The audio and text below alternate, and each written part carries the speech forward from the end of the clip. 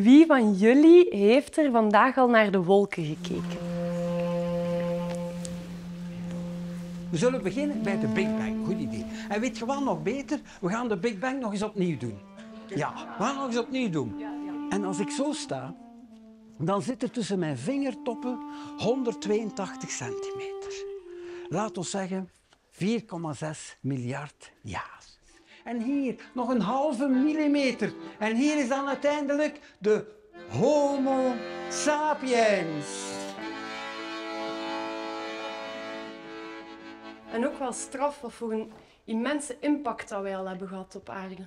Ja. Zeker die laatste 100 jaar. Dan is dat 74 miljard kilometer. Amai, dat is veel verder dan Tokio. Dus wij hier alleen samen kunnen 7500 mensen meenemen. Wij staan op, hier en nu, klaar om het leven te eren.